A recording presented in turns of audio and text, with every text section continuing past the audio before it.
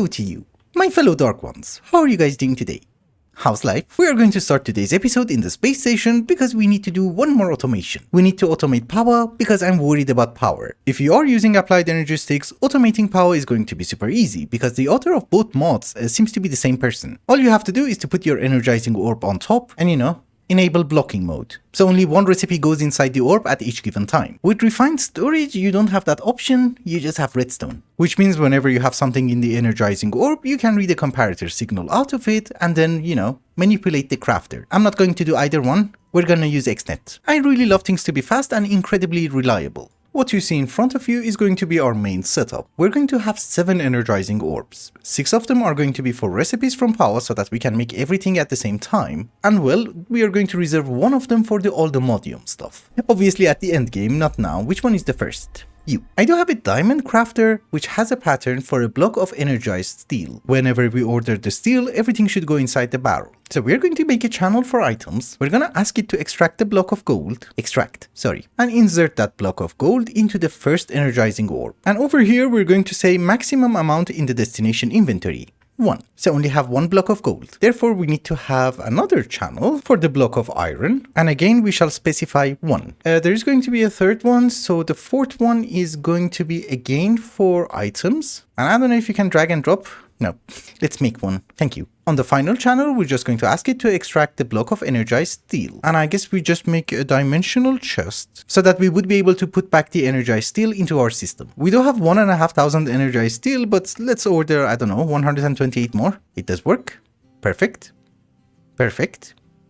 And perfect. That is the plan. Okay, that took a few minutes, but I think it's fully functional. I have also set the patterns for the solar panels, and let us see if we can make the Niotic. 10 of them. Well, we have the resources. We are going to waste a lot of blaze rods because I don't have the appropriate pattern. At the time that I set up the recipe, this also works. But we don't have that much. Okay, in any case, I was trying to say that when I set up the recipe, we didn't have any machines, so this was the recipe that I used. There should be a better one from the enrichment factory. That also works. Oh, it takes 10 seconds now.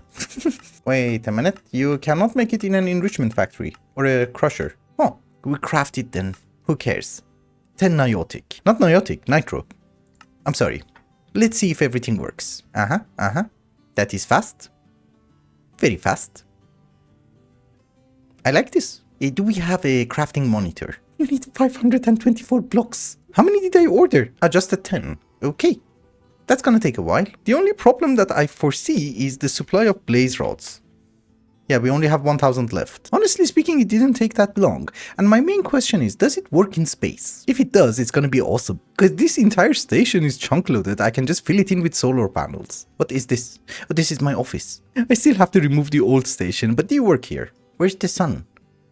Oh. That is actually amazing, it's just that I have to start fixing the blaze rod issue. Oh, and I forgot to mention, in between the episodes, I made some dimensional storage from occultism. It's my new backpack. I think it has performance issues. I remembered because I was hungry. That was auto-feeding me. I have been checking the recipes and it seems that our best bet for making some blaze rods is actually going to be hostile neural networks. It's very true that this recipe also works, or for example we can use Evercraft, but they're going to be slow. And besides, I don't have that many nether mobs. This is the best bet. Although there is a bit of a problem, we don't have any more space. So I think we have to do it here? Oh, there is a cable. What was I doing here? I don't know. I'll figure it out. Oh, and by the way, I removed the chocks. I just kept all the chocks until I can get this. For the longest time, I'm looking for my data model. Did I throw it out? Oh, it's here. Okay. Anyways, we're going to have 3 mobs. One of them is going to be Pigman. Obviously, it's going to be for gold. We have a super blaze spawner over here, I think. Oh, you're on redstone. The second one is going to be for blazes. Let's upgrade them. That's probably good enough. Oh, you're epic. I thought you're mythic. Can I have your soul? Thank you. Ferdinand the garbage. No. And obviously the final mob that we're going to have is going to be the Hydra. I believe you're going to ask me why. Because it is such a stupid thing to do, and I know that. Well, the gist of it is, we just need to find one Hydra, then we should be able to get the spawn egg. So getting more Hydras is going to be easy, but we want Hydra chops. Gives you a nice burger. I have upgraded my amulet, so we do have 10 purple hearts, so we have 10 totems of undying basically. We just take some swaps. Come on, I can't take the swap? Maybe not. I can't fly. Where's your mouth? Okay, it's fine. We have to kill a few Hydras.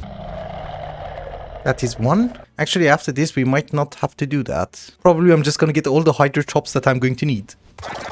Confused? You should be. A few episodes ago, I killed a wandering trader and he dropped like 20x. So I thought to myself, let's do some trades and buy some flowers. And yes, I also made a wheat patch. But it has been actually a few hours later and I also made a proper farm for the burger that we want to make. We have onions, we have wheat, we have tomatoes, and we have cabbages. And by the way, did you know that there is something called Crease, Slice and Dice, and it has a sprinkler? It's actually doing a garbage job, but you can put lava in it and cook mobs, which sounds very fun. Also potions. Anywho, inside we have the new loot fabricators, we have Hydra's flesh, we have gold, and we have blaze rods. And we also have a Wixie, and she's making us the burgers. They go inside here. Another thing is that somebody actually asked me once that she wants to be the Wixie, but I forgot your name. I'm sorry. If you remind me, I will do that very soon. Another very small thing that I forgot to mention is that why did we automate power?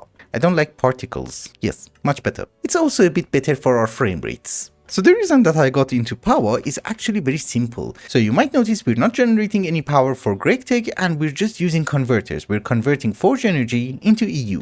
And the rate is actually 4:1. So 4 FE means 1 EU. For low voltage, which is 32 EU, we're only consuming 128 RF for 1 amp. For MV, we need 512. For HV, we need 2048. For EV, we need 8000 RF. For insane voltage, we need 32,000.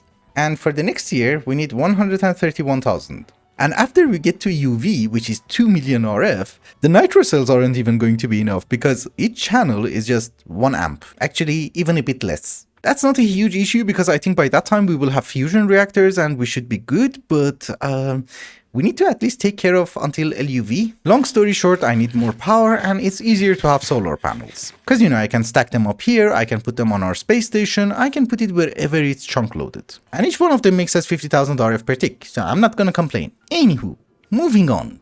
What is the next plan? I want some polonium. And considering the fact that we want the reactor to melt down, I think we should do it in a fair distance from our base. Do you agree? Good. First things first, we need a hazmat suit. Thank you for the achievement. And I'm just going to start making a very stupid reactor. I already have all the parts of the reactor on auto crafting except the glass. So it's just going to be a cube. But considering the fact that it has only one job and that is to give us some polonium and then explode, I don't think it really matters. All I am trying to say is that it doesn't really have to be pretty. It's a good thing I put them on auto crafting. I always miscalculate. If I'm not wrong, yeah, this is a reactor. A garbage one. We have some coolant in the form of water. The yellow one is the waste output and we want it to go into a solar neutron activator. Like so. Actually, not like so. I think you have to insert it from the bottom, yeah. From the solar neutron activator, we want it to go into a PRC. Like so. I also made a trash can for steam. And I guess let's see if everything works. This is our channel for fissile fuel. And I think it's a gas. So output. Do we have fissile fuel? Oh yeah. Let's turn it on. Oh, 0.1 millibuckets, that's garbage. Do it at 10? Oh, wait a minute, you need to mix the polonium with something. Oh, what? No. What? Water, yes. That's actually quite good, but we will get nuclear waste and yeah, I have the things. We do have a decent supply of fluorite dust, so let us get our first polonium.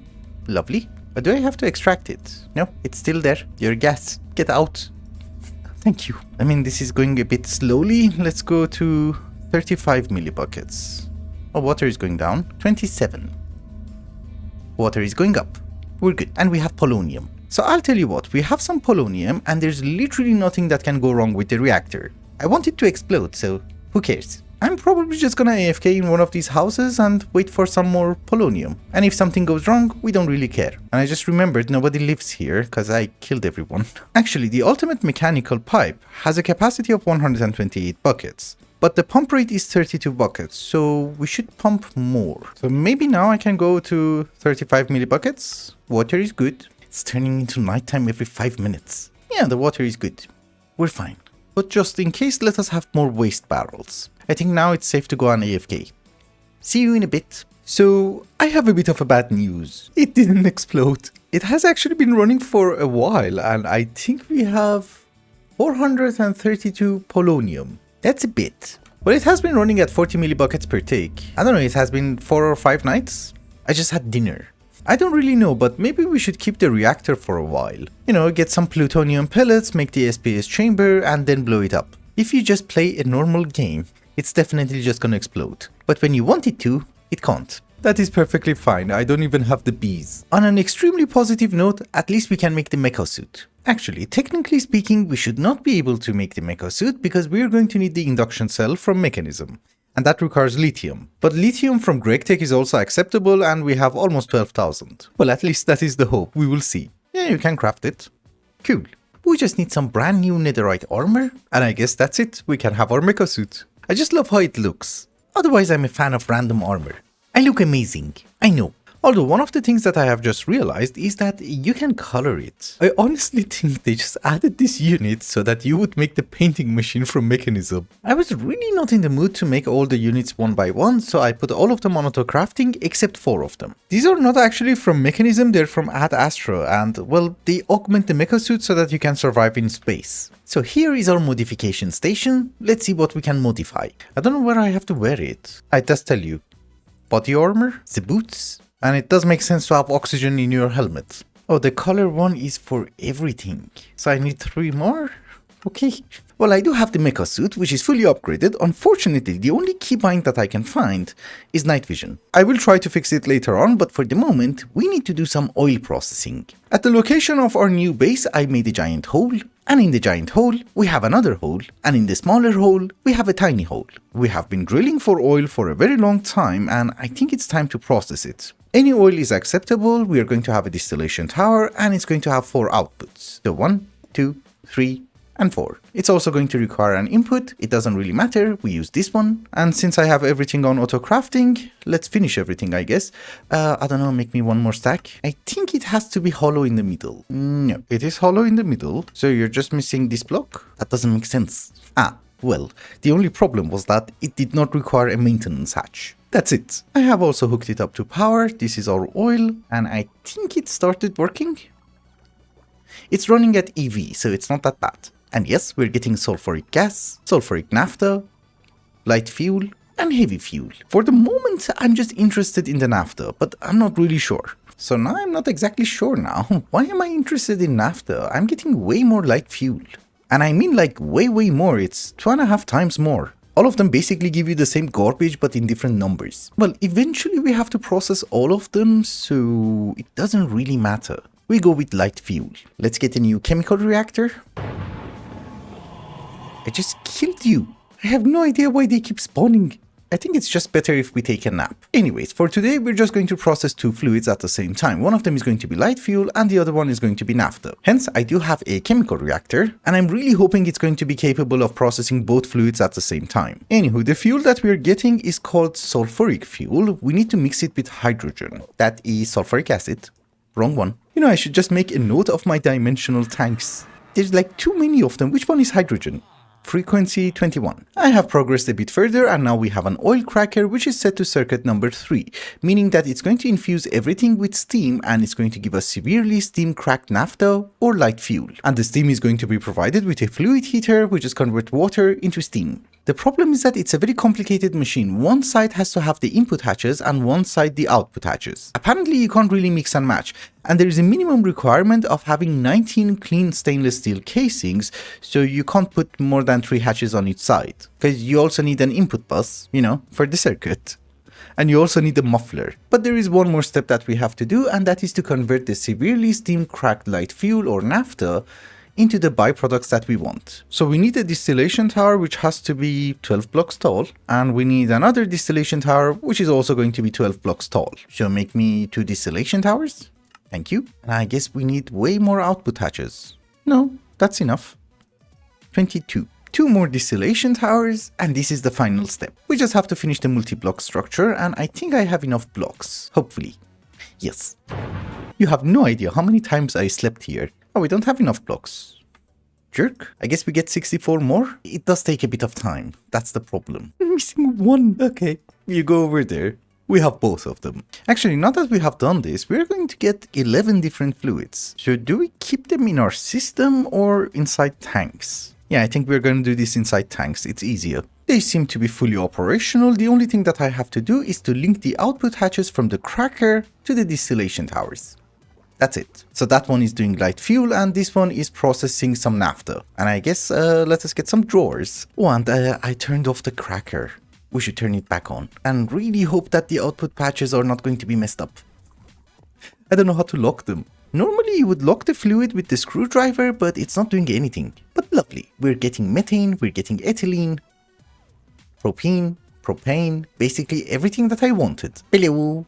It's been a while. Just in case you're playing the same mod pack, there are a few changes that I have made. First off, the cracker is now IV. It's processing everything in 2 seconds because 4 seconds was just garbage. I still don't really know how to lock the output hatches, so what I did is that I locked the input hatches. You know, with just some filtering. Whenever you're getting the sulfuric fuels, one of the byproducts that you're going to get from your chemical reactor is going to be hydrogen sulfide. And that was one of the things that I forgot to get rid of, and yeah, the system kind of broke down. Secondly, the entire reason that we did all of this is for something called epoxy. From now on, every single circuit that we have to make in GregTech is going to need epoxy sheets. I'm not going to bore you to death with how it's made. We can make it at this very moment, but it's going to be very painful. It is going to be very painful just because of this: acetic acid, acetone, or methyl acetate. You know, the acetic stuff. So here's what we're going to do. We're going to make a pyrolyzed oven that's going to give us charcoal byproducts. If we put it inside the distillation tower, it's going to give us something called wood vinegar.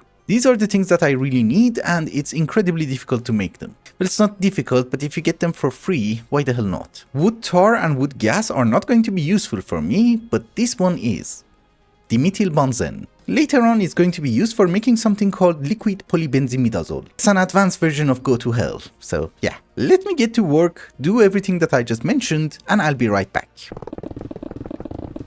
And I'm back. That was actually a lot of work and I have a lot to explain. So we do have a pyrolyzed oven, which you might notice it's not working, and that is because we're out of wood. And if you want to know how much wood it has consumed, you might notice we have 9,000 charcoal. That is all the wood that we have burned and we have nothing else. Anyways, the circuit on the pyrolyzed oven is set to number 4, so what we're getting is charcoal byproducts. That goes inside this distillation tower. We're taking 2 of those byproducts and we're processing them further. And yes, I do understand that at first I said only one of them, but I changed my mind. So, we are processing wood vinegar, you know, because of acetic acid, acetone and methyl acetate. Also methanol, I guess it can be useful. And the other one is called wood tar and it's generating us some phenol. That's actually the main reason that I did that. That is because I have been busy. These are 3 large chemical reactors and I have been trying to make some epoxy. So I'm not really going to go through the details. The only thing that I have done is that as best as I could, I avoided using tanks and I'm using entangled blocks. And all of those entangled blocks that you saw are actually entangled to different tanks over there or output hatches. So you know, the fluid just goes in. Here we have a weird naming fluid. And here we have biphenyl A. It's actually not that much because we're out of wood, which is perfectly fine because with a teeny tiny bit of sodium hydroxide, we get epoxy. 16 buckets. That's garbage. It's what we have. The main issue is that we don't have enough phenol and we don't have enough acetone because we don't have enough wood. But since I have the actual epoxy, let us solidify it and get some plates so that I can say I got epoxy. Yes, those are the ingots, which we just have to put it inside an extruder with a plate mold, and that was it. Yeah, there you go. We have it. Although later on we have to convert it into the actual circuit board, but this is a very easy recipe. For the moment we're actually done over here, we just have to fix the wood issue, and for that we're going to use blood magic. We don't really want the tree farm to affect our FPS, so I was thinking maybe we do it here. It's 1000 blocks away from home, but this is too small. I found another sky island on the map and that one seems to be bigger. And thankfully I don't really have to come here, ever. And yeah, it's almost 1 chunk.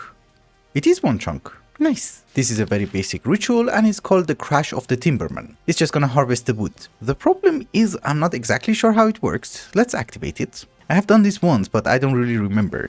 So if we grow 1 tree, you should harvest it, right? There is a chance it needs a chest. Yeah, so here's another problem. Who's gonna plant the sapling? I mean, we could have just gone with industrial foregoing, but oh, there is a planter. Oh, I can't make that. Oh, I can. What? Wait, oh, this is just one block. Well, obviously the easiest solution is that we can have a plant sower down there. Okay, ignore whatever I said about blood magic. We're going to use industrial foregoing because blood magic is actually very slow if you use lily pads of fertility. Also, instead of spruce, we're going with oak because lily pads of fertility are not very compatible with spruce. I think it's because it's a 2x2 or something crazy. Another thing is that I have no idea why so many mods decide to add items to trees. Yeah, suffocate to death. You know, right now you're getting acorns, tea leaves, and I have no idea why we get twigs from twigs. Finally everything works. I mean, Minecraft on its own does have a huge inventory issue and, well, different mods are not really helping. You kill a zombie and your inventory is full. I didn't really want that with trees. But let us activate this one more time. And it should work. And I guess let us light it up a bit, you know, so that it works during the night. Well, we never had oak. Now we have almost 5,000. Well, 5,000. It's a bit crazy, but that's actually quite good because we're going to get apples, which are incredibly useful. And besides, all of my patterns have been set with spruce, so if we do oak, then there's not going to be a conflict. We just have to tell the system to export oak to the pyrolyze oven. How are we doing over here? You should be on. That's good. Every 2 seconds. It should not have an issue. And yes, we're getting vinegar. This is just a bit of a progress update and I don't really want to get you involved, but I have made some styrene butadiene rubber. As you know, we had all the ingredients, so why the hell not? It's the best rubber. Another thing that I did finally manage to do is to increase the number of loaded chunks to 50. 25 is just garbage.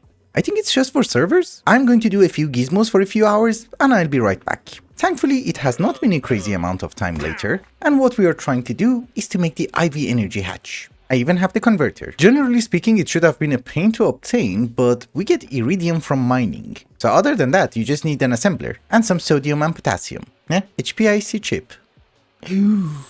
Uh-oh, wrong chip. Hey you, stop cutting. Okay, on a very positive note, it's actually not that bad.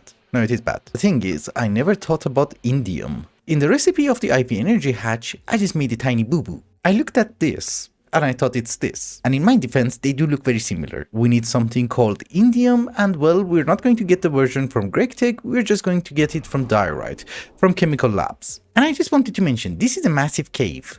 Do you see any diorite? It's just andesite, and look how far away I am from our base. Just look. And the worst part of it is, I just remembered I can craft diorite. And that's not diorite, that is from Railcraft. Cool. We have indium. Then I'll guess very soon I'll be right back. Yeah, as I have already mentioned, it's a piece of cake. Exactly like my favorite mod, nuclear craft. You just make things in order to make other things which give you a bit more power. It's fine, with cheaty iridium and indium, we were good. Now can you craft it? Oh, thank you. Very kind. I don't think we have achieved this in GTNH. But IV energy hatch. Nothing has exploded, and we should be at, I don't know, LUV. Nice. I do have to get more wafers. That's it. Which I'm just basically YOLOing everything. But who cares? We have what we need.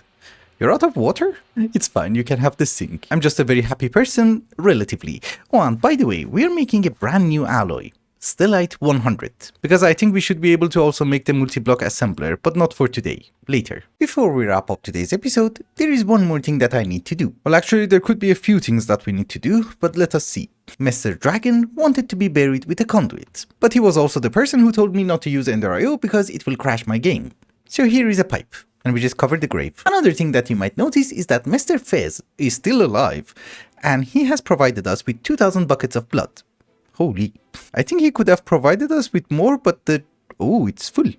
Yeah, thank you for powering the Empire. So now that Mr. Fez is powering the Empire, let's use some of that power. You might notice that I have lost a few hearts because I changed my armor, but we're going to maximize our hearts again. First things first, that's oil.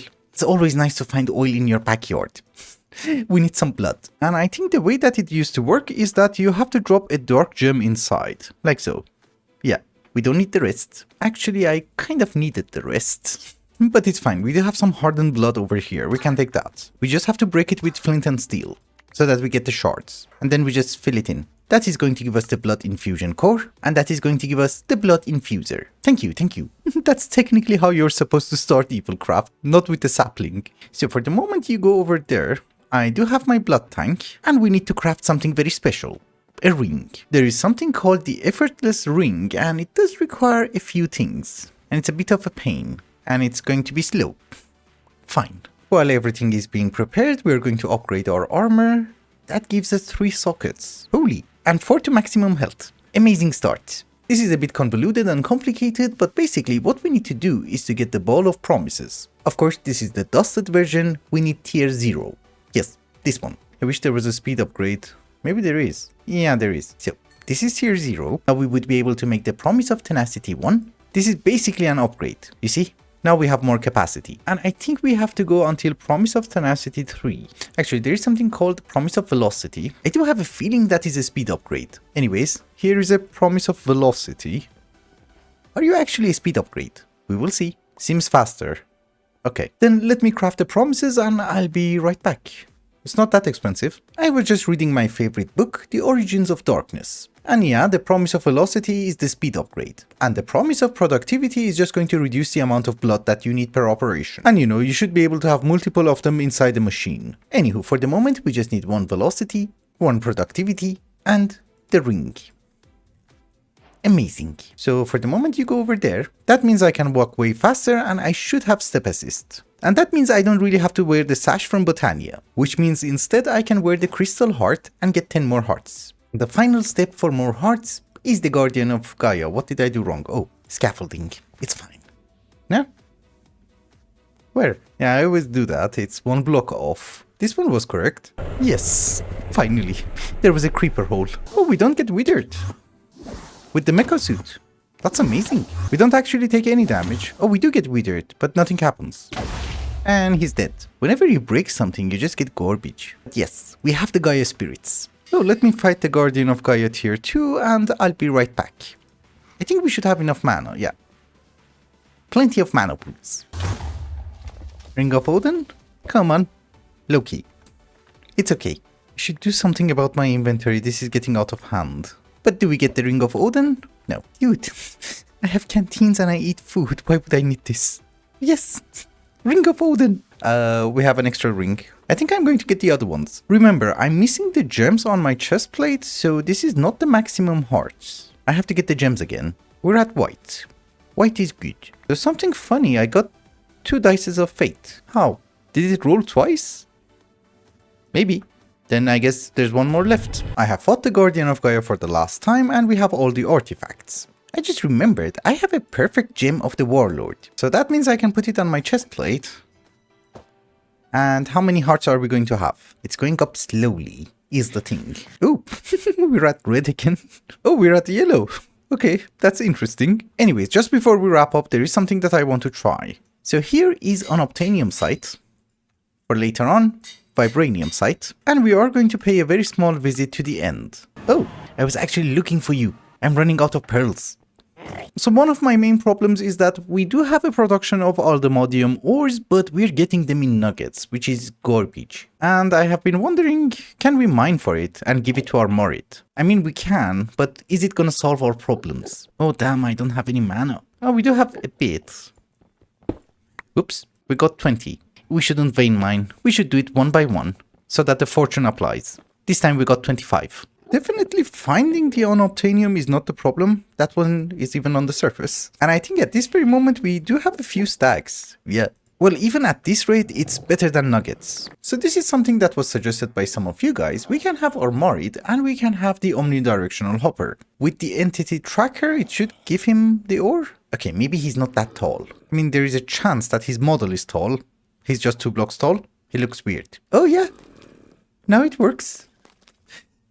That was an amazing suggestion. Thank you so much. Let me fix that. So we can have a netherite furnace. We shall have a factory upgrade. You know, like so. Does need power, so...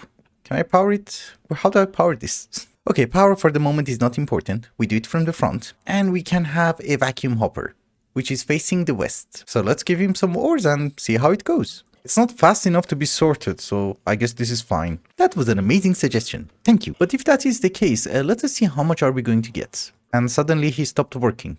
Did you move? Well, he works as long as there's nothing on top of the hopper. You see?